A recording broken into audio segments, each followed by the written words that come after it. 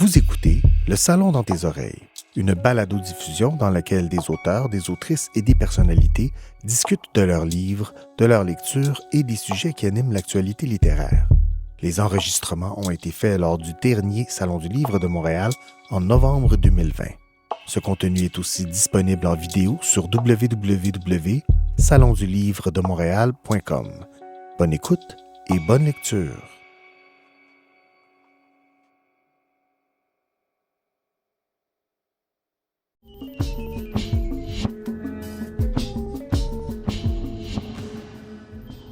Bonsoir tout le monde, mesdames, messieurs. Bonsoir le monde entier, en fait, parce qu'on a cette possibilité, à défaut d'avoir un public, on est diffusé à travers le monde entier. Merci au Salon du Livre de Montréal de nous accueillir, nous et notre projet P qu'on transforme pour l'occasion en cabaret d'une heure.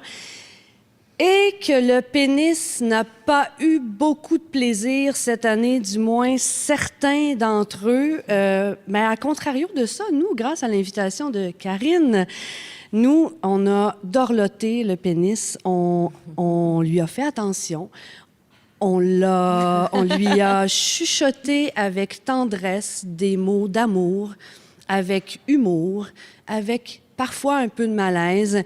Et ce soir, parmi les 15 autrices qui ont participé au collectif Projet P, publié chez Québec Amérique, dirigé par Karine Glorieux en collaboration avec Marie-Noëlle Gagnon, il y a 9 si on me compte, de ces auteurs qui vont venir vous parler de cet objet, de ce sphinx, de cette statue, de ce membre qui fait partie de nos vies. Et on n'en parle pas de tabou, hein, c'est ça. Donc, pour casser la glace, d'abord, voilà, bienvenue. Bienvenue au cabaret. Je voudrais vous dire aussi que ce soir, il y aura Guillaume Marchand qui sera avec nous. Allô, Guillaume? Yes, Salut. sir. Bon, Guillaume va être là. Guillaume va être avec nous pour accompagner justement ses lectures sur le pénis. Et donc, Guillaume est le seul pénis présent avec nous ce soir et on est très, très heureuse de l'accueillir. Voilà. Pour casser la glace, nous commençons donc par celle qui a eu l'idée géniale de réunir ces 15 autrices. Blague à part, ça a été une idée de Karine et on l'en remercie parce qu'on s'est retrouvés à distance, évidemment, à réfléchir sur l'organe masculin, celui qui est père, celui qui nous fait du bien, celui qui nous fait pas de bien, celui qui nous fait réfléchir, celui qui est notre fils aussi. Et donc, ça a provoqué des rencontres extraordinaires entre femmes, des conversations fabuleuses. Je vous la présente. Depuis le jour où sa sœur vétérinaire lui a dit qu'elle pouvait vasectomiser n'importe quel mammifère en 10 minutes sur un comptoir de cuisine, eh bien, Karine Glorieux rêve de changer de carrière. Je la comprends très bien. En attendant, elle écrit des romans pour adultes, dont Tuer la poule, Mademoiselle Tic-Tac, et pour adolescents, dont Mutant. Et s'amuse à recruter des collaboratrices pour qu'elles lui racontent des histoires de pénis. Ce qui ne sera jamais aussi payant que de couper des canaux déférents, mais qui lui a procuré un immense plaisir. Karine. Merci, Véronique. D'ailleurs, ma sœur s'appelle Véronique, ma sœur vétérinaire. On ne fait pas le même salaire. Non.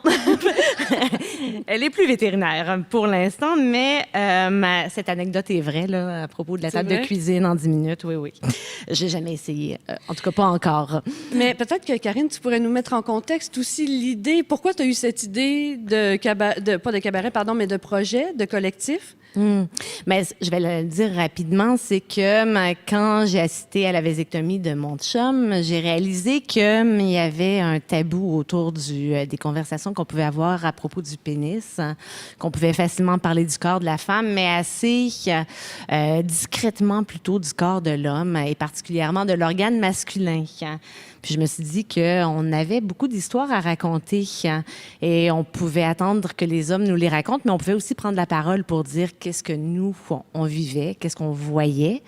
Et là, donc, le texte que je vais lire, l'extrait que je vais lire, c'est quand on arrive justement à la clinique de vasectomie, quand j'accompagne mon amoureux pour que nous cessions cette période de notre vie qui est la période où on s'est mis à avoir des enfants et à créer la vie.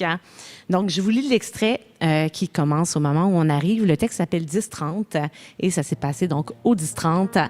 Alors, on arrive dans la clinique du 10-30 après avoir mangé dans un restaurant du coin. Et voici ce à quoi ça ressemblait. Quand on est entré dans la clinique, je t'ai décoché un sourire. Le genre de sourire qui dit « Hey, je te trouverai sexy même étendu sur la table d'op, les couilles en l'air. » Mais tu fixais le plancher. Je te comprends. Il y a de ces situations où tu n'as pas envie de prendre le temps de t'imprégner des lieux, d'admirer le décor. Tu te rappelles la section pour adultes au fond des clubs vidéo? Des hommes y pénétraient la tête basse, prenaient leur VHS et allaient payer sans regarder s'ils reconnaissaient les clients. Dans une clinique de vasectomie, c'est un peu ça aussi. On n'a pas nécessairement le goût de croiser un vieil ami. « Hey! Salut! Qu'est-ce que tu fais là? »« Ben, je passais dans le coin. Toi? »« Ah, moi! » Pareil. Pas qu'il y avait foule. C'était une clinique très bien organisée. Propre aussi. On aurait presque pu faire ça par terre. Je parle de la chirurgie. Après quelques minutes, sans qu'on ait eu l'occasion de se parler du 4e enfant qu'on n'aurait jamais, ou du 5e ou du 6e, parce que rendu là, ça s'élève tout seul, le médecin t'a appelé. Ma femme peut venir. Hein? Elle est écrivaine. Elle aimerait assister à l'intervention. Ça pourrait toujours servir pour une histoire. Il nous a dévisagé d'un air sceptique, mais on n'allait certainement pas lui faire le coup du « je », du « tu », trop compliqué. Et il se spécialisait dans les vasectomies, pas dans les thérapies de couple. Il m'a lancé un bref regard et a haussé les épaules. Il avait l'habitude des femmes qui assistent à l'intervention pour s'assurer que leur amoureux ne se défile pas à la dernière minute, mais une écrivaine, pour une histoire, il ne considérait pas qu'il y avait là grand matière à rédiger quoi que ce soit. Mais comment refuser? Il était sympathique, le médecin. Il m'a laissé entrer. Il était lui-même vasectomisé, auto-vasectomisé, sans enfant, beau garçon, habile de ses ciseaux. Il a placé ses petits outils sur une serviette. Il t'a couvert d'un grand drap blanc troué au milieu. On n'a pas fait de blague déplacée à ce sujet. Le moment était trop solennel.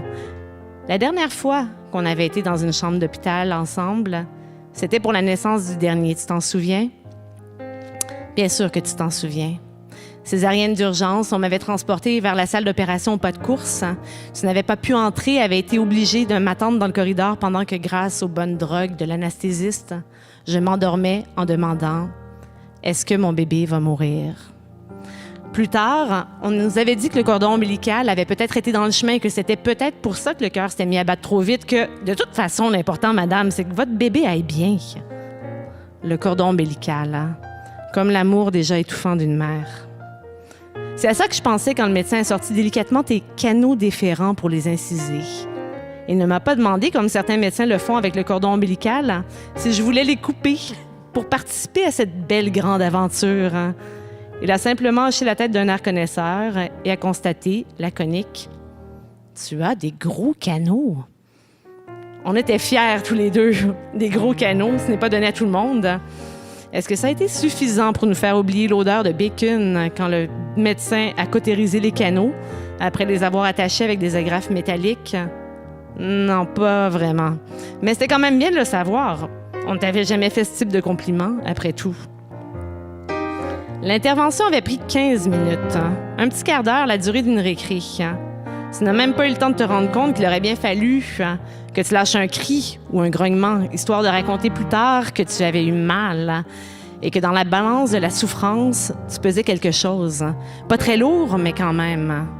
J'ai jeté un regard attendri à ta bête blessée, qui ne portait pourtant aucune trace de l'opération. Seule une petite tache rouge sur le drap blanc témoignait de ce qui venait d'avoir lieu. Rapide, facile, payant. Je me suis dit que je pourrais faire ça moi aussi dans mes temps libres, couper des canaux. Bon, c'est sûr que si tu te trompes de canal, non, finalement, peut-être pas. Avant même que l'odeur de chair brûlée se disperse, le médecin nous a indiqué la salle de repos. Il était temps pour lui de passer à un autre patient, sauf qu'il ne pouvait pas te laisser partir si vite. Hein. Tu pourrais avoir une chute de pression, un élan de tristesse. Hein. Il t'a donné 2 Tylenol, un petit jus d'orange comme dans la boîte à lunch des enfants et une tape dans le dos. Et voilà, la suite. Merci, Karine. J'aimerais ça que tu restes avec moi 2 secondes. Je veux savoir, on t'a posé la question beaucoup dans les médias, si des hommes avaient décidé de faire un recueil sur le vagin. Puis j'aimerais ça que tu me répondes à ça. Qu'est-ce que tu penses de ça? Ben, ma réponse, c'est toujours la même, parce qu'on me l'a posée sans arrêt, cette question-là. C'est que je pense qu'on l'a déjà fait, ce recueil-là. On a déjà fait beaucoup de livres comme ça. Moi, je me suis souvent mise dans la tête des hommes qui regardaient les femmes. Je ne sais pas si beaucoup d'hommes se sont mis dans la tête des femmes qui regardent les hommes. Merci. Merci beaucoup. Ma prochaine invitée, peut-être que vous la connaissez, ou en tout cas, si vous ne la connaissez pas physiquement, là, si vous ne la reconnaissez pas physiquement, vous connaissez sûrement son travail parce qu'elle travaille beaucoup. Elle travaille pour des shows télé, elle travaille pour le cinéma. Elle est coureuse de marathon. Geneviève Lefebvre signe plusieurs scénarios pour la télévision, le web, le cinéma, des traductions au théâtre, des chroniques dans les pages de Châtelaine, La Presse, Espace. Elle assure la direction littéraire aussi de plusieurs recueils et romans. Elle est biographe de René Lévesque, Caroline Saint-Hilaire, Carole Deveau. Mais elle aime aussi la liberté de la fiction et elle publie des romans et des nouvelles. Elle dirige les communications des Traversées de la Gaspésie. D'ailleurs, vous avez peut-être entendu parler dernièrement du très, très beau projet La Traversée des écrivains, publié aux éditions La Presse. Geneviève Lefebvre. Salut Véronique. Salut Geneviève. Oh, c'est le fun. Est-ce que tu nous fais une mise en contexte ou tu y vas cold turkey? Une mise en contexte. De quoi tu nous parles dans ton texte de pénis? Je vous parle il y a une époque de ma vie où j'ai reçu beaucoup de ce qu'on appelle des dick pics. Avance sur ton micro un peu. Oui, j'ai reçu beaucoup de ce qu'on appelle des dick pics. Oui. Contrairement, je pense à beaucoup de femmes, ça ne m'a jamais insultée. Et puis un jour, j'ai rencontré un homme qui ne m'a pas envoyé de photos de son pénis. Et je parle de lui dans l'extrait que je vais vous lire. Merci. En février, 8 mots font flamber l'écran de mon téléphone. Qu'est-ce que je pense à toi? Voile sourd. On se voit, c'est l'hiver, c'est brûlant. Tu me dis, cette fois, j'arrive. Mais c'est la bête qui vient, charogne. Elle était déjà là, depuis quand, je ne sais pas. Depuis la déchirure entre nous, depuis la fin du bandoneon. Tapis dans ton ventre, ton beau ventre si blanc qu'on dirait du marbre. Les médecins veulent te voir, c'est urgent. Ils disent le mot qu'on ne croit pas entendre à ton âge, cancer. Il est entré par effraction, faisant fi de ta vie, et il a coché toutes les cases. Triolisme, échangisme, partose, une orgie de cellules hors de contrôle qui pousse pour entrer dans le muscle de ta vessie. Il faut tout enlever, la fête est finie. Tu m'annonces ça au comptoir du café Cherrier, le même café où tu m'as demandé de t'attendre. C'est le café catastrophe. Tu es incrédule. Si beau, pas malade, pas atteint, pas encore.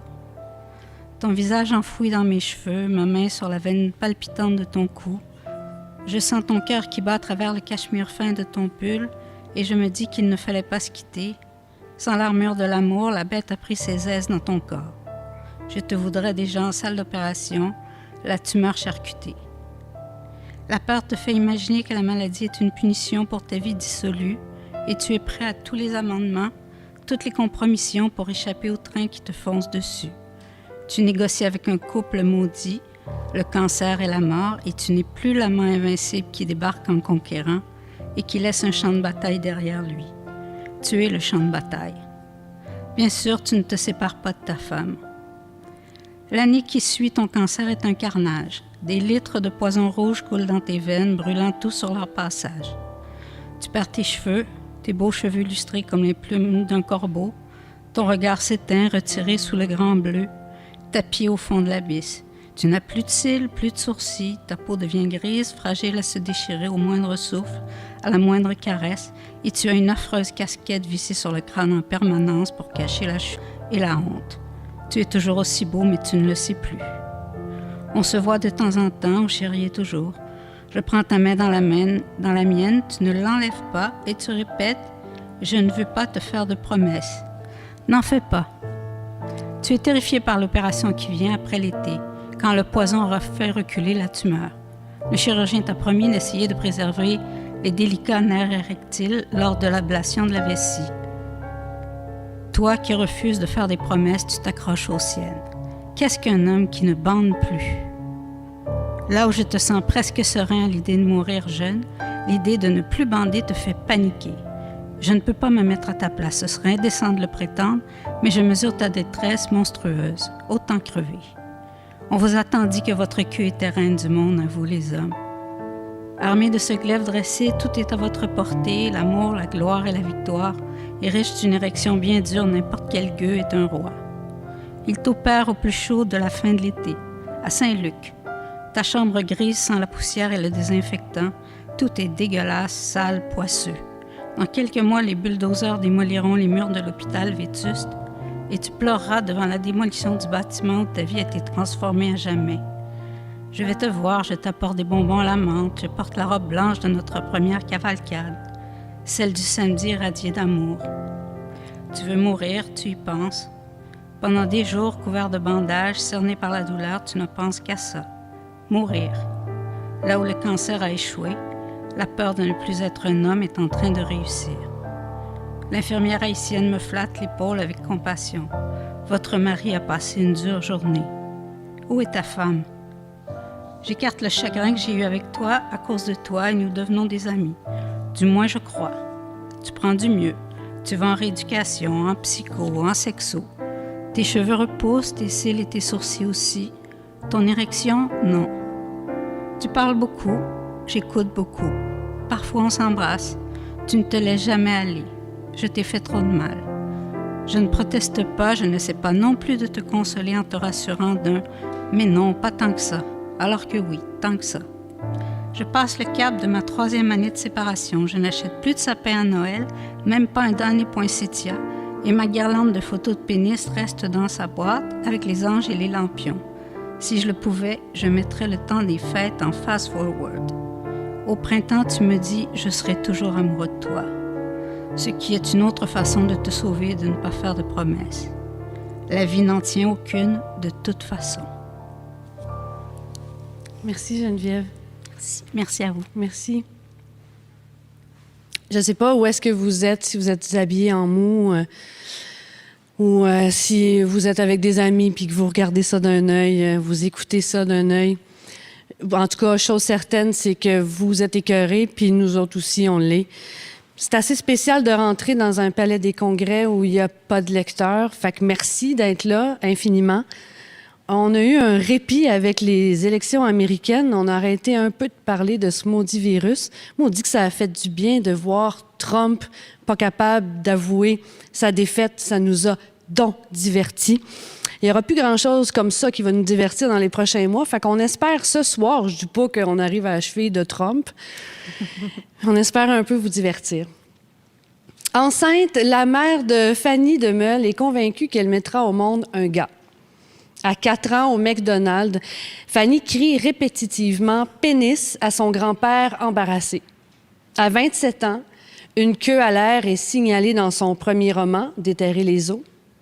À 28 ans, elle écrit une histoire d'urinoir, le jet, dans le recueil Les Stalkers, et les moineaux se multiplient dans son 2e roman, Roux, clair naturel, publié l'année passée.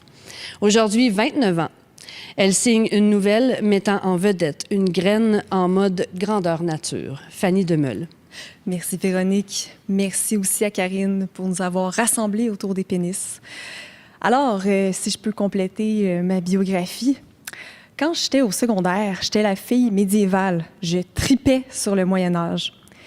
Et j'ai eu l'occasion de participer à des grandeurs nature. Donc, l'extrait de la nouvelle que je vais vous lire ce soir, nouvelle qui s'intitule « Medieval Dick », est inspiré de ses premières expériences en grandeur nature.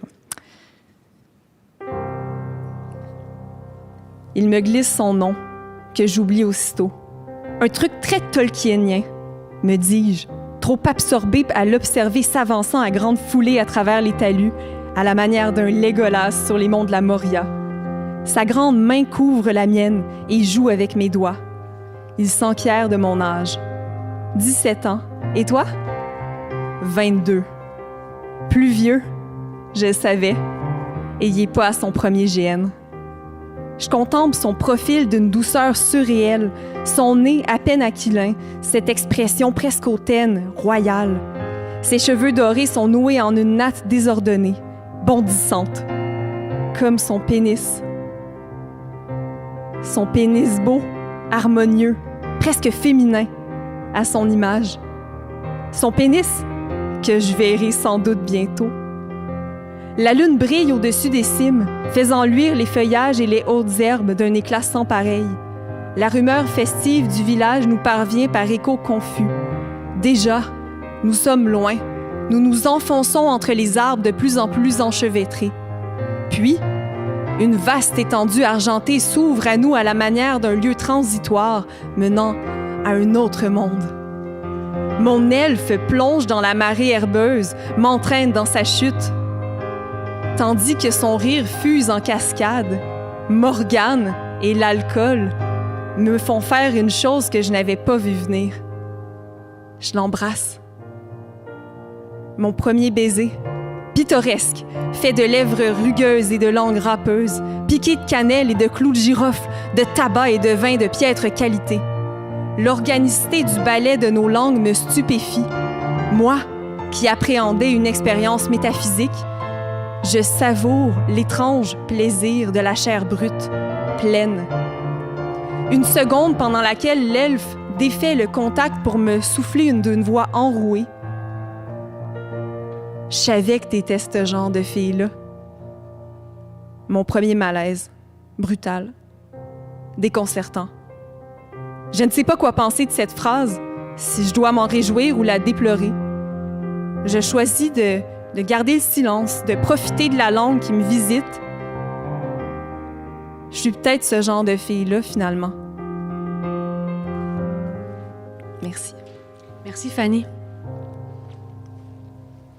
Bien, j'aimerais ça en profiter aussi peut-être pour saluer celles qui ne sont pas avec nous ce soir, des collègues avec qui on a eu un plaisir à travailler. Alors, elles ne sont pas avec nous ce soir. Marie-Julie Gagnon, Marie-Noël Gagnon, Marie-Èle Giguère, Jolène Morin. Jolène Morin, c'est elle qui a conçu et créé cette couverture de livre. Regardez-la comme il faut, peut-être que vous allez vous reconnaître là-dedans.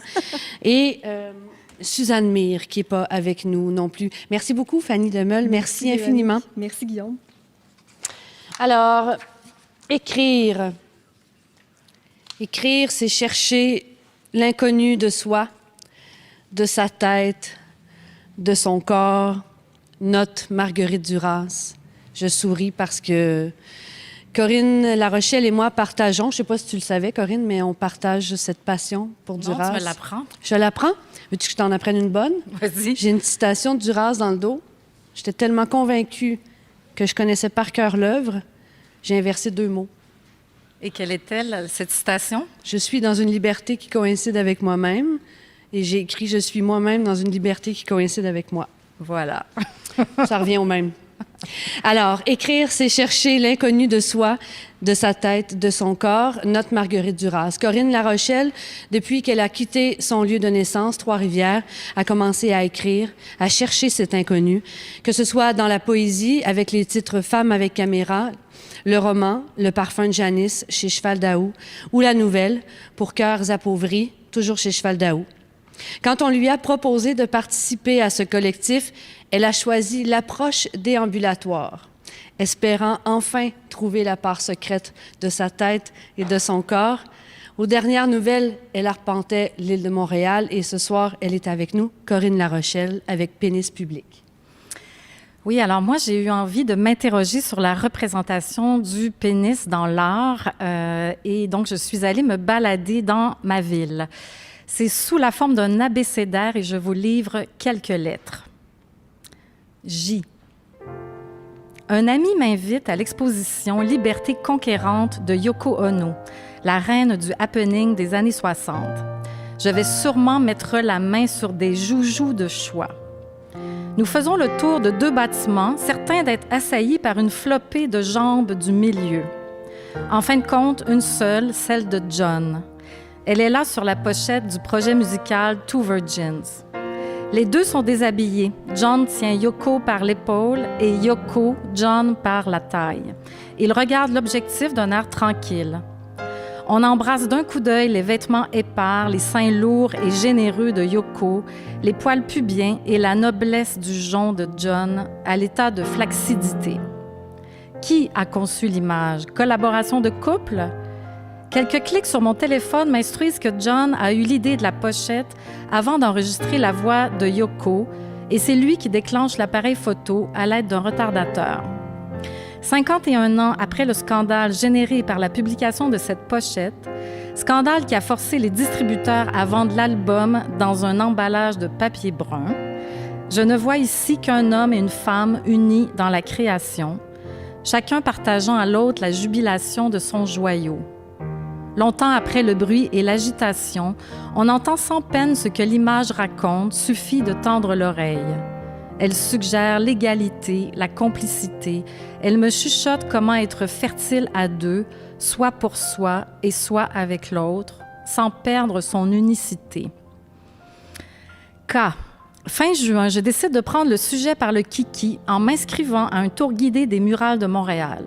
Nous sommes 3, un couple de Bostonnais et moi-même à déambuler derrière Gabriel.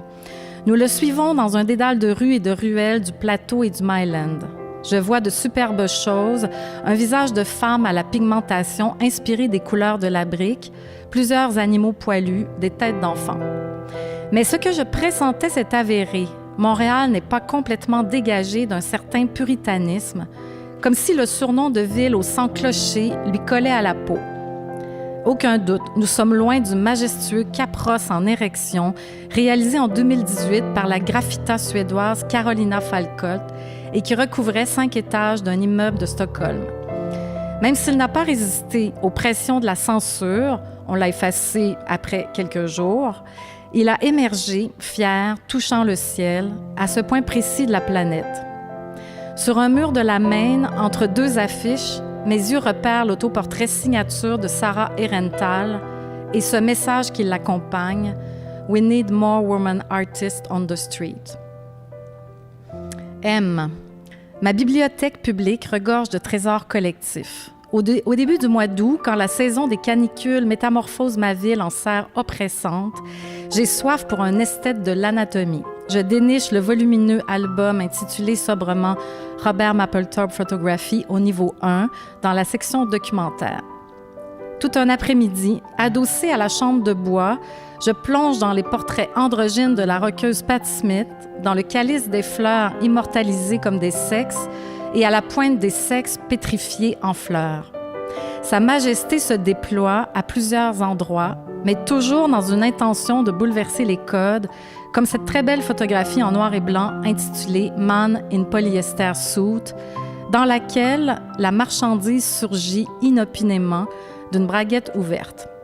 Cette œuvre, autrefois citée comme exemple parfait d'art dégénéré, est un éloge à la peau. Autant celle des mains que celle du manche, dont la texture ressort magnifiée par le contraste avec le tissu clair du complet 3 pièces. Je quitte la bibliothèque rassasiée, enrichie d'une imagerie homosexuelle tonique. Et enfin P. Si j'étais sculpteur, j'irais chercher un vieil arbre frappé par la foudre et je taillerais un mât totémique qui s'élancerait du sol à partir de 2 assises rondes. Je graverais dans le corps caverneux la tête des animaux dont les qualités servent à être un homme. Le cerf pour la fierté, le cheval pour l'énergie et la vitesse, la baleine pour le pouvoir, la biche pour la douceur, l'abeille pour la fête, la grenouille pour la sensibilité et le corbeau pour l'intelligence, car un petit caporal niais au lit, c'est détestable. Le totem s'élèverait pour jouer son rôle de pistolet d'amour. Ceux qui souffrent d'un manque d'imagination érotique viendraient ici se brancher à la source du phallus citadin. Une posologie annoncerait le temps d'observation recommandé afin de libérer les fantasmes. Merci, Corinne. Merci à toi. Merci. Moi, j'aimerais ça que Sylvia s'approche. Parce que Sylvia me racontait tout à l'heure, Sylvia Galipo, qui fait partie de notre gang. Elle me racontait que cet été, en road trip avec son chum, elle a lu... J'avais-tu le droit? Oui. Elle a lu à voix haute d'une couverture à l'autre. Oui, presque. Puis Oui. tu me racontais que c'était quoi, une bonne lecture de Je trouvais couple? que c'était une bonne lecture de couple. C'est quand Karine nous a envoyé les épreuves, on lisait tout haut, puis mon chum conduisait, on s'en allait à Toronto, et puis je me suis mise à lui faire la lecture. Puis oui, c'était une super bonne lecture de couple parce que, mine de rien, après chaque chapitre, tu peux pas juste poser ça puis enchaîner avec le suivant, là. Grosse discussion. C'est vrai? Ah oui, vraiment. Fait que ouais. chaque nouvelle Ouais. provoquait une discussion. Ah oui, vraiment, ouais. Ah, c'est intéressant, ça. Fait que les gars, ils peuvent lire ça sans avoir peur. Sylvia Galipo est journaliste à la presse. Elle écrivant des articles sur tout et parfois sur rien dans les sections lifestyle du quotidien appelées tour à tour actuel, vivre, pause, puis art et être au fil du temps. Depuis 5 ans, elle tient une chronique sur les secrets les plus intimes des lecteurs, baptisée Derrière la porte. En gros, elle est payée pour jaser de pénis et ça lui plaît bien. Donc, quand on m'a donné la mission d'écrire un chapitre sur le pénis, je me suis dit, en tant que journaliste, j'ai connu des pénis merveilleux dans ma vie, mais je me suis dit, je vais aller chercher la meilleure histoire de pénis que je peux, une histoire qui pourrait nous faire réfléchir, puis peut-être changer le monde. Donc, voici mon extrait.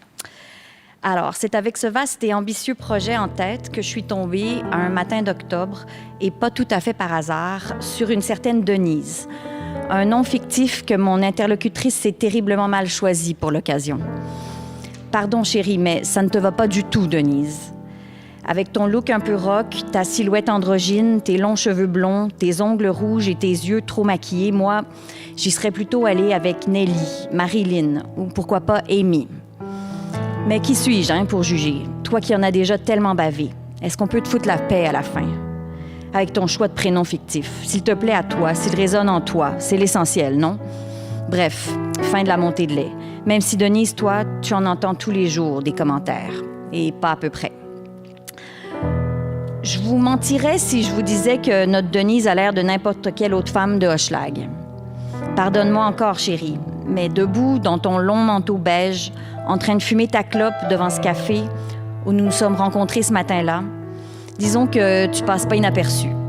D'abord, ta taille, tu dépasses tout le monde. Ton maquillage criard, ça attire le regard. Et puis évidemment ta voix, douce et grave à la fois. Trop grave, à nouveau, pour passer inaperçu. Comment veux-tu qu'on ne te remarque pas? On se serre la main, on fait comme si de rien n'était. Pourtant, tu sais exactement pourquoi je suis là. Pourquoi je veux te rencontrer. Te parler, t'entendre te raconter. Je fais bien attention de ne pas confondre mon masculin et mon féminin. Je sais d'expérience, de malheureuses expériences, que ça jette toujours un malaise. C'est affreusement maladroit. C'est drôle quand j'y repense. J'ai davantage peur de laisser tomber un pronom déplacé que de te poser la question. La grande question que tout le monde se pose en te voyant. La question que tu n'en peux plus d'entendre. La question à laquelle tu n'as d'ailleurs jamais répondu franchement, sauf à moi ce matin-là. Ce n'est pas faute d'avoir manqué de tact, souviens-toi. Sans passer par 4 chemins, sans attendre d'avoir fait plus ample connaissance, j'ai plongé. Terriblement malhabile de ma part, je sais. Tu me l'as fait comprendre d'ailleurs, sentir, réaliser. Mea culpa. Je suis comme ça. Je vais au but. Et le but ici, c'est ton pénis. Ou non-pénis. C'est le sujet du livre. Et ça ne fait même pas 15 minutes que nous sommes assises devant ce café-filtre, déjà froid, dans la pénombre d'une pièce isolée d'un sous-sol d'Hochelaga-Maisonneuve que je te demande. Mais dis-moi, Denise, as-tu un pénis, toi? Pour tout dire, j'ai un peu honte. De quoi je me mêle? Mais c'est que je pose ce genre de questions régulièrement. Pour une chronique un peu voyeuse, exhibitionniste certainement, mais surtout pédagogique et éducative, j'y crois fermement. Je sonde chaque semaine, pour un certain quotidien montréalais, des kidams sur leur sexualité. J'en vois de tous les genres, de tous les styles, de toutes les couleurs. Et je pose toutes les questions qui me passent par la tête, pour comprendre et pouvoir raconter ensuite. C'est mon boulot. Je m'entends encore, il y a quelques mois, devant un jeune asexuel adepte de BDSM, un type archi-sympathique et transparent qui me disait par ailleurs ne pas apprécier la génitalité. « Mais ton pénis, le trouves-tu beau? » Je m'entends encore pouffer de rire en posant ma question. Totalement déplacée. Et ressentir un peu cette même gêne en rougissant et en me remettant en question, comme on le fait sans cesse dans ce métier. Mais de quoi je me mêle à la fin? Est-ce vraiment pertinent? Où est le fameux intérêt public ici? Mais chaque fois, la réponse s'impose. Tellement. Parce que c'est précisément ça le sujet, le clou de l'histoire. Et parce que pour avoir des réponses, encore faut-il poser des questions. Mais revenons-en à Denise. As-tu un pénis, Denise? Sous ce string que je devine en dentelle. J'ose poser la question alors que tu as mis la table clairement et ce, dès les premiers instants. Je ne sais pas où je vais te parler de verge à travers tout ça. Tiens, ça me frappe en t'entendant. De toutes mes entrevues, et j'ai dû en faire quelques centaines, jamais personne n'a appelé ça comme ça, une verge. Un mot moche, qui sonne sale, indésirable, non désiré. Tu m'as dit que tu ne savais pas où ni comment on allait parler de verge, et pourtant, pendant tout l'entretien, il ne sera question que de ça, de verge. Un douloureux retour sur ton passé, pas tout à fait, mais presque réglé. Merci, Sylvia. Plaisir. Nancy B. Pilon, materne, enseigne, écrit et passe le reste de son temps à tenter de rendre le monde un peu meilleur. Après un séjour de 3 ans au Nunavik, elle s'installe à Montréal avec le but assumé d'écrire et de publier des livres. En 2014, son texte « C'était au printemps, t'en souviens-tu » se retrouve dans les pages du recueil de nouvelles érotiques nues. À l'automne 2016, elle lance le collectif « Sous la ceinture », unis pour vaincre la culture du viol, afin d'offrir un outil sur lequel les jeunes et les enseignants puissent s'appuyer pour discuter. Puis, les écrits de groupe semblent maintenant être sa nouvelle passion. Elle signe ici le texte « Rompre », inspiré d'un fait vécu qui a déjà beaucoup trop fait jaser autour d'un feu. Nancy B. Pilon. Allô. Allô.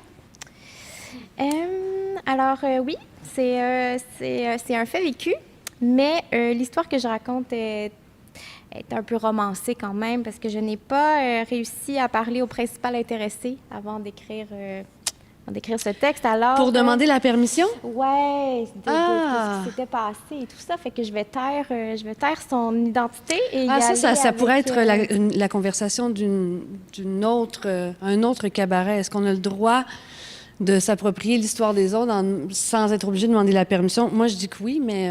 Oui, bien en tout cas, les gens autour du feu savent de qui on parle. Mais pour les autres, on va l'appeler Frank, comme dans l'histoire. Donc, j'y vais. Julien était parti avec sa petite stagiaire et m'avait crissé là dans un échange de textos pas clairs. C'était tellement cliché que j'étais déçue de son manque d'originalité. L'amour au temps du numérique, qu'ils disent, hein? Fais-en un documentaire. J'étais encore assise devant le vide de Julien quand Frank est arrivé. Il avait la clé. C'est ce genre d'ami-là, celui à qui tu donnes automatiquement le double de tes clés. Il a dit mon nom quelques fois en faisant le tour de l'appart. Je répondais pas. Pas parce que je voulais ghoster à mon tour. De toute façon, ça se fait pas vraiment, ghoster quelqu'un quand on partage le même espace. Non, je répondais pas parce que j'avais comme oublié comment faire. Il m'a trouvé rapidement. C'est pas si grand, un 5,5 sur le plateau. Il avait apporté du vin orange en renfort parce que nous sommes des gens de notre génération. Il s'est assis à ma droite. Il m'a tendu la bouteille. Je me suis sentie comme si nous étions George et Izzy dans Grey's Anatomy. Saison 3, épisode 18, Les vrais savent. Nous avons bu sans parler pendant un long moment. J'avais rien à dire. Julien et moi étions ensemble depuis plus de 3 ans. Je pensais que les choses allaient bien. On planifiait un voyage en Croatie pour l'été prochain. On s'était acheté une nouvelle plante. Je pensais que les choses allaient bien. Nous étions ensemble depuis plus de 3 ans. 2 jours plus tôt, nous avions ri aux larmes dans une quincaillerie devant une mauvaise traduction sur une affiche d'interdiction de fumer. C'était écrit « Pas de Tuxedo devant 9 mètres ». Traduction libre de « No smoking within 9 meters ». De quoi se taper les cuisses, non? Je pensais que les choses allaient bien. J'aurais pas dû le texter encore pour lui demander ce qu'il voulait pour souper. C'est de ma faute. J'étais un peu intense avec mes histoires de planification de repas. Je suis lourde et c'est tanné. J'ai pris une grosse gorgée. Bon, là, si on récapitule, j'avais reçu aucun avertissement que mon chum n'était pas heureux. Nous avions des projets, nous avions des plans d'avenir et on faisait l'amour souvent. Il avait préparé mon café le matin même avant de partir au travail en me souhaitant bonne journée, son amour, pour ensuite me flusher par texto quelques heures plus tard et seulement après que je l'ai menacé d'appeler la police, inquiète de son absence et de ses silences. Il avait fait un appel téléphonique pour avertir mon meilleur ami alors qu'il refusait de répondre à mes messages et à mes appels. Il avait donné des détails, un endroit où le rejoindre, expliqué le processus par lequel il avait décidé de mettre fin à notre couple, et je me sentais coupable de la rupture. Si tu te questionnes sur la santé du patriarcat, je te rassure, il se porte à merveille. Ce qui est bien avec Frank, c'est que on n'a pas eu la discussion sur le thème de « tu sais, c'est correct, il te mérite pas, nanana ». Il m'a demandé si je voulais qu'il lui casser les jambes, j'ai dit non. Il m'a dit OK, il m'a serré la main, il m'a donné un bec sur le front, ça s'est arrêté là. J'étais pas prête, je voulais pas en parler. Faire du déni, qu'on dit. Je voulais mettre ça sur pause, digérer un élément à la fois, mais pas maintenant. Parce que sérieux, what the fuck? Il s'est levé puis je me suis accrochée à sa jambe comme un enfant à sa mère. Il m'a souri tendrement avant de revenir avec une deuxième bouteille et un sac de chips. Frank est un excellent ami. J'ai un peu retrouvé l'usage de la parole au même rythme où mes propos perdaient de leur pertinence. J'ai fait une envolée lyrique sur les feuilles jaunes devant le métro. Est-ce qu'il les avait vues, lui, les feuilles jaunes? Les feuilles des 4 arbres. 4 arbres qui se sont habillés du même jaune sans s'être appelés. N'étaient-elles pas belles, ces feuilles? Grosse passion qui se développait ici. Le vin vint à manquer. J'avais fait le tour de ce que je pouvais dire sur les estis de feuilles jaunes. L'angoisse commençait à me chatouiller le bout des orteils. Éventuellement, j'allais devoir aller me coucher, puis j'avais peur de ce que ça allait me faire sentir. Faut que je change les draps, Frank. OK. Je vais pas dormir dans ces draps-là. On a fait l'amour dans ces draps-là avant hier. Son oreiller va sentir lui. Je veux pas dormir dans ces draps-là. OK, ils sont où tes draps propres? Dans la salle de bain en haut de la laveuse. Frank est allé chercher les draps pendant que je mettais les autres dans un sac de poubelle. Sac que j'ai immédiatement pitché en bas du balcon. Fuck tout que je disais. On a fait le lit, j'avais le moton. Je voulais pas que Frank parte. Je voulais pas dormir toute seule. Tu vois tout ça arriver sans être trop surpris, là, parce que si laisser sa blonde pour une autre manque cruellement d'originalité, coucher avec son meilleur ami parce que t'es saoul et brisé gagne des prix en matière de déjà-vu. Dans ce cas-ci, le tu, c'est autant toi que Frank que moi. Frank a d'abord offert de dormir sur le sofa. J'ai fait des yeux de bébé chat. Il a offert de se faire un lit de camp devant la Pax. Je me suis semi-pendue à son bras. Il a rien dit et s'est glissé sous ma couette. On a joué au spaghetti pas cuit pendant les 15 premières minutes. Tu sais, 2 longs corps droits, rigides, côte à côte, sans aucun autre mouvement que la respiration. Puis je me suis tournée vers lui. J'ai collé mon nez sur son épaule. Il a mis sa main sur la mienne. On est resté comme ça un autre bon 15 minutes, je pense. Ensuite est venue la première caresse, sa main sur mon ventre, suivie de la sienne dans mon dos, de nos visages qui se rapprochent, de l'accélération de nos souffles. On a échangé des paroles d'hésitation d'usage. Es-tu certaine, c'est pas une bonne idée, on devrait arrêter, ouais, t'as raison. Elle sachant très bien qu'on allait quand même s'arracher tout ce qui nous restait de vêtements. C'était pas bizarre de coucher avec Frank. Une baise pleine d'empathie, pleine de douceur, pleine d'amitié, du réconfort de peau à peau et de promesses d'orgasme. J'arrivais à pas trop penser. Mon corps avait pris le contrôle. Il n'y avait pas d'hésitation, c'était fluide. Pas sportif, là. Un gars, une fille, un missionnaire, une valeur sûre, sans artifice. Revenir à la base, c'était un concept reconnu. Pendant que je mordillais et que je m'accrochais aux épaules de Frank, qui jouait du bassin entre mes cuisses, j'ai senti beaucoup d'humidité. Mais genre beaucoup d'humidité. Entre mes jambes, mais aussi sur mon ventre. J'avais beaucoup de plaisir, là, mais je trouvais que mon corps s'emballait un peu au niveau lubrification. C'était du jamais vu. Frank, as-tu joui? Non, toi? Non plus.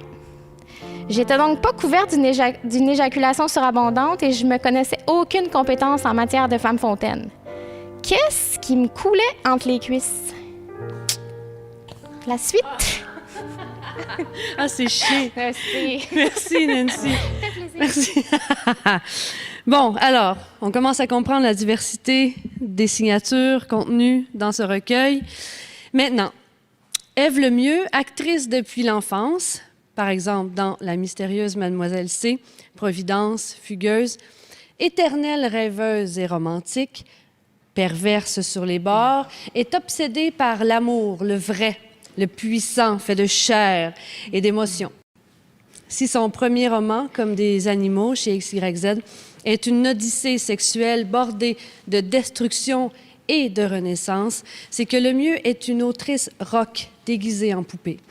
Oh, comme elle aimerait vous écrire des histoires de papillons et de gomme ballon, mais les illusions amoureuses qui déchirent, les anecdotes de verge et l'autodérision l'excitent beaucoup trop pour ne pas y plonger tout entière au risque de perdre tête et culotte. Ève Lemieux. Ben oui, coudonc. J'avais comme pas pensé à un contexte, puis là, je me suis dit instinctivement, moi, j'ai passé tout mon secondaire à imaginer des histoires d'amour puis des histoires de sexualité incroyables. Puis là, la différence aujourd'hui, c'est que ces histoires-là, ben, je peux les raconter. Fait que c'est quand même plaisant. C'est un excellent contexte. Oui, on fait ce qu'on peut. OK. Je porte mes 16 ans comme cette nouvelle robe que mamie m'a achetée au Winners, avec une arrogante maladresse. Je me suis habillée malgré moi en Gossip Girl version Longueuil pour le party de M la maigre et J la juive. Je fais maintenant partie du club sélect des petits péteux de notre école privée. Ma meilleure amie nous a sorti une grosse quille de tornade et un paquet de menthol du dépanneur chinois, même pas besoin de fausses cartes. V à mon âge, mais c'est des jeunes femmes. On se maquille avec Nelly Furtado qui se la joue promiscuous à la radio. Il y a un bouncer à la porte. Les filles ont engagé notre prof d'éducation physique, un Jamaïcain court de la jambe et au biceps large comme ma taille, pour assurer la sécurité du party. On est à une oreillette près de se croire à la boum. Dans la cuisine plus vaste que mon appartement, B est assis sur un tabouret. Une horde de filles l'entoure. On se salue poliment avant que son regard ne m'abandonne pour le cul de M. Quelle merde. Je cale la moitié de ma quille sans respirer. Impossible de me rappeler le décor, les conversations, la musique sur laquelle j'ai sûrement dansé. Ce dont je me souviens de cette soirée, c'est l'air cru d'avril sur mes cuisses, les terrains pris sous une mince couche de neige et la main de CG dans la mienne. J'ai 16 ans et je goûte pour la première fois à un ex. Cette sensation aigre-douce, j'en deviendrai junkie. CG et moi, on court dans une rue déserte et s'arrête devant une maison coquette avec paillasson. C'est chez nous. Mes parents sont pas là. Ah, puis ton frère? Sûrement dans le sous-sol. OK. Les CG ont vraiment un salon chaleureux. On est bien dans le canapé de cuir brun à s'embrasser comme s'il n'y avait pas de lendemain. On est meilleur que 2 ans, hein? L'expérience rentre, ça paraît. J'ignore comment les événements s'enchaînent, mais je me retrouve par-dessus lui, la main dans son boxer et la sienne dans mes culottes. Je sais pas quoi faire avec la chose qui se trouve au creux de ma paume. Je sais même pas si c'est bandé, là. Je n'ose pas regarder, trop stressée. Menu et mou, mais ô combien intimidant. Qu'est-ce qu'il faut que je fasse? De haut en bas, vite ou pas vite, 1 ou 2 mains. J'ai peur de serrer trop fort puis de le fouler. Ça se foule-tu? Alors que les pensées turbinent dans ma tête, CG glisse un doigt dans mon vagin. Ça y est, je me fais doigter à 2 doigts! Ah boy, c'est bizarre. Ses ongles sont trop longs, ça me râpe les parois. Je peux pas croire qu'on est en train de vivre ça. Je poursuis mes mouvements incertains sur son pénis, plus dur que tantôt. Ouais, c'est bon signe, je pense. Comment je suis censée finir ça? Puis ses doigts à lui, est-ce qu'ils vont changer de rythme à un moment donné? C'est une séance très compliquée. Tout ce questionnement cesse quand CG sperme dans ma main. Je l'avais pas vu venir, celle-là. C'est gommant, puis je sais pas quoi faire. Je m'essuie discrètement sur le jeté en laine pendant qu'il remonte sa braguette. On retourne au party comme si de rien n'était. Mais dans mon cœur, ça pompe en diable. J'ai branlé CG. Notre prof d'éducation physique a été suspendu par la direction. Apparemment que c'est pas légal d'encourager des mineurs à boire. C'est plate, je commençais à aimer faire semblant de courir. Quand je croise CG dans le corridor d'informatique, il baisse le regard. Couille molle. Il faudra encore que je gère un hostie de malaise. Heureusement que le secondaire finit bientôt et que les chemins de tout ce beau monde-là vont se séparer du mien. Depuis l'âge de 9 ans que je planifie faire mes études préuniversitaires au collège Dawson. Je veux devenir réalisatrice de films et étudier sur le plus beau campus de l'île de Montréal. Fuck la Rive-Sud, fuck le français et vive l'école qui porte le nom de l'émission qui a changé ma vie. Enfin, je serai libre de remplir ma tête de nouveaux fantasmes. À la journée des portes ouvertes du cégep, ils sont là, dans l'escalier roulant, à rire comme des débiles. P, CG et B. Les gars de mon secondaire me collent au cul comme des restants de semences. Merci, hein? Merci beaucoup. Hey, c'est moi, Guillaume, qui va lire. Tu sais comment est-ce que je suis pas drôle quand j'écris, moi, fait que... voilà. Mais je pense que je me suis même pas nommée, fait que je m'appelle Véronique Marcotte, bonjour, et je vais vous lire un extrait de ma nouvelle, non, de mon récit, qui s'appelle « Ta bestiole à toi ». Je dois te dire, mon amour, mon phare, que j'écris ceci un peu sur les rotules, parce que je me rends compte, éblouie, que je suis passée par-dessus cette volonté de tout détruire, celle qui m'a longtemps habitée. D'ailleurs, toi et notre couple qui résiste faites partie de la preuve. Les hommes de ma vie sont un sentier tortueux qui me mène jusqu'à toi, le savais-tu? Ben, laisse-moi te raconter. Je pourrais te parler de Roger. Ce Roger qui faisait chaque jour 6 kilomètres à pied pour me retrouver. Il avait des cheveux noirs très épais et un sexe nerveux qui pouvait tout balancer avant même d'avoir enlevé ses jeans. J'ai revu Roger un jour que je donnais une conférence dans un centre carcéral. Te dire combien sont bizarres les retrouvailles d'un premier amour entre les barreaux d'une prison. Il avait honte, pauvre Roger, alors que moi, je le regardais en me souvenant juste de ces nuits que nous avions traversées. Il ne se rendait pas compte que, debout devant lui, je me souvenais que nous buvions du vin en mangeant des pâtes, que nous faisions l'amour sur le plancher du salon. Il ne savait pas que ce petit sourire en coin était provoqué par le souvenir qu'il fallait recommencer souvent. Plusieurs fois assemblés finissaient par faire une relation complète. Mais on en riait, lui et moi. Je t'ai déjà raconté ce qui m'a toujours semblé un rêve. Emmanuel regardait souvent par la fenêtre lorsqu'il se déshabillait. Je n'ai jamais su pourquoi il ne m'envisageait jamais au moment de laisser tomber ses vêtements. J'ai oublié la forme de la queue d'Emmanuel parce que j'étais possédée par son visage de chanteur de rock et par sa longue et dense crinière qui tombait sur mon visage lorsqu'il me pénétrait. Combien de fois j'ai ouvert cette fenêtre par laquelle il regardait sans cesse pour accueillir ma star en cachette, mon étoile filante qui n'est passée que furtivement dans ma vie. Si je ne l'avais pas croisé dernièrement, je suis certaine que j'aurais fini par croire qu'il n'était que le fruit de mon imagination, tellement il était beau. Francis acceptait quant à lui de mettre de côté sa bite pour me lécher la chatte pendant des heures, presque aussi longtemps que durait le requiem de Mozart, que j'écoutais à tue-tête dans des écouteurs. À cause de ces écouteurs, Francis n'avait pas accès à ma musique et donc il ne pouvait s'en servir pour se faire bercer lui aussi. Je me demande encore à quel point il était patient ou soumis, mais il se résignait chaque fois à fourrer son nez dans mon sexe. L'éternité ne lui faisait pas peur. Peut-être parce que je lui avais avoué mon incapacité à atteindre l'orgasme autrement que par moi-même. Ainsi, il s'entêtait à me prouver que mon corps avait une capacité d'oubli et de résilience qui me mènerait, avec un peu de patience, tout droit à ce délice. Il n'y est jamais arrivé. En fait, je devrais plutôt dire que je n'y suis jamais arrivée avec lui. Ces structures tendues, tantôt vilaines, tantôt ravissantes, je les ai montées et gravies, échevelées et fiévreuses. Je me souviens de ces nombreux moments de désarroi où, effrayée, je redoutais d'être seule à seule avec ce sexe, un engin si facile, si mécaniquement facile à combler. Mais j'avais peur parce que je savais qu'au bout de ce sphinx, il y avait un homme complexe, aux contours ineffables, qui avait dans le cœur, lui aussi, des histoires à raconter. Moi, je ne voulais pas nécessairement entendre ces histoires. Je me contentais du sexe simple, de ce palladium qui honorait ma présence féminine. Merci, Guillaume. C'est beau, ça. Alors, question de changer de mood. Puis on termine avec toi, mon amie Caroline Allard. Oui. Afin d'étouffer son obsession... J'adore cette bio. Afin d'étouffer son obsession malsaine pour le sexe, Caroline Allard s'est d'abord penchée sur la maternité dans Les Chroniques d'une mère indigne. Ça n'a pas marché.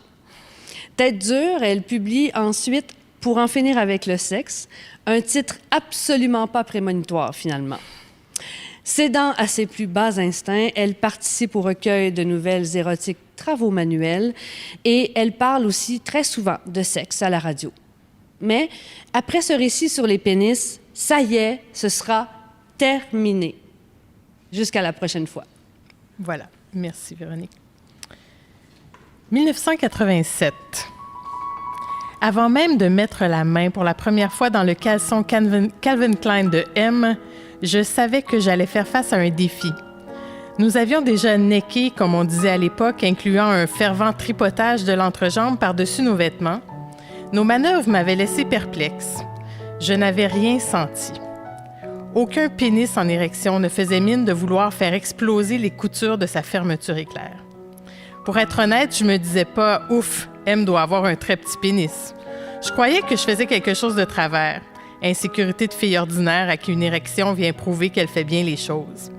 Bref, je croyais que je ne l'excitais pas. Jusqu'à ce que je constate, de visu, l'état des lieux. Autre incongruité.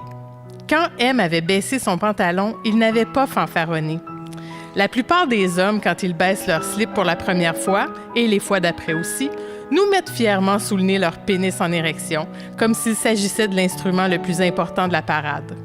Or, M ne possédait même pas une flûte à bec. La nature lui avait attribué un petit sifflet de train. En 1987, j'avais 16 ans et déjà quelques amants au portfolio. J'étais la deuxième blonde de M. Après quelques semaines, il m'a posé la question « Est-ce que j'ai un petit pénis? » Ma réponse a fusé comme un réflexe. « Non, voyons, pas du tout. Il est tout à fait normal, ton pénis. » M en a rajouté. Mon ex m'a dit qu'il était vraiment petit. Son ex. C'était le genre de personne qui soupirait de mépris quand un enfant en fauteuil roulant lui bloquait le trottoir. Je n'avais aucun mal à imaginer dire à M, avec une moue désenchantée, « T'en as vraiment une petite. » Mon problème, c'est qu'elle avait raison. C'était un problème parce que je ne pouvais pas imaginer que M veuille vraiment que je lui dise la vérité. Surtout pas à 16 ans. Un gars de 16 ans qui demande si son pénis est petit, il veut sûrement se faire dire que non. Il veut être rassuré. Small is beautiful, peut-être, mais aucun gars ne souhaite être l'heureux propriétaire d'un petit pénis cute. Parce qu'avoir un petit pénis dans la tête des gens, c'est la honte. La honte parce qu'on ne se croit pas outillé, ni pour impressionner, ni pour faire jouir convenablement sa partenaire. Quelle question un homme ne veut jamais se faire poser quand il fait l'amour à une femme? « Are you in yet? Es-tu rentré, là? » Je connaissais déjà cette blague à l'époque, je la trouvais drôle. Je me rendais compte avec M que la situation était moins rigolote quand elle sortait du domaine de la blague et qu'elle risquait de se produire dans la réalité.